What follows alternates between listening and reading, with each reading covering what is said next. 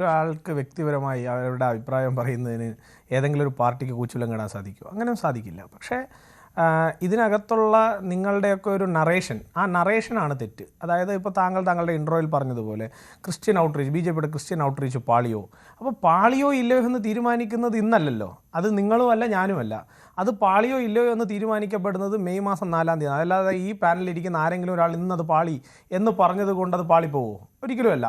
പിന്നെ വോട്ട് ചെയ്യുന്നവൻ അവൻ്റെ മുന്നിൽ കാണുന്ന യാഥാർത്ഥ്യത്തെ വെച്ചാണ് വോട്ട് ചെയ്യുന്നത്. അല്ലാതെ ആരെങ്കിലുമൊക്കെ 4 അക്ഷരം ഒരു പത്രത്തിലെ 4 കോളം വാർത്ത കണ്ടിട്ടാണ് ഒരാൾ വോട്ട് ചെയ്യുന്നതെന്നൊക്കെ നമ്മൾ തീരുമാനിച്ചാൽ അതൊക്കെ വലിയ വിഡ്ഢിത്തരായി മാറും. ഇനി ഇപ്പോൾ ദീപിക പത്രത്തെ ചൊല്ലിയാണല്ലോ ഈ പ്രശ്നം തുടങ്ങിയിരിക്കുന്നത്. ദീപിക പത്രം ഏത് സഭയുടെ മുഖപത്രമാണ്? ദീപിക പത്രത്തെ പറഞ്ഞു കഴിഞ്ഞാൽ അതൊരു സഭയെ അപമാനിക്കുകയാണ് എന്ന് നിങ്ങളൊക്കെ കൂടെ ഒരു നറേഷൻ കൊണ്ടുവരുന്നു. ഏത് സഭയുടെ പത്രമാണ് ദീപിക? ഏത് സഭയുടെ മുഖപത്രമാണ് ദീപിക? ഒരു സഭയുടെ മുഖപത്രമല്ല. ഫാരിസ് അബൂബക്കർ എന്ന് പറയുന്ന ഒരു വ്യവസായിയുടെ പത്രം.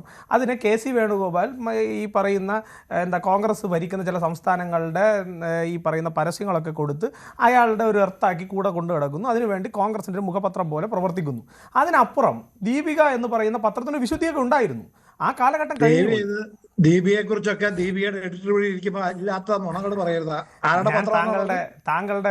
ഞാൻ താങ്കളെ മോശമായോ, താങ്കളുടെ പത്രത്തെ മോശമായോ, അല്ലെങ്കിൽ താങ്കളുടെ പത്രത്തിനെ കുറിച്ച് എന്തെങ്കിലും മോശമായ, നിങ്ങൾ കോൺഗ്രസ് ഭരിക്കുന്ന സംസ്ഥാനങ്ങളുടെ പരസ്യം വാങ്ങുന്നില്ലേ? അതൊക്കെ ഞങ്ങൾ പറഞ്ഞോളാം. അത് വാങ്ങിയത്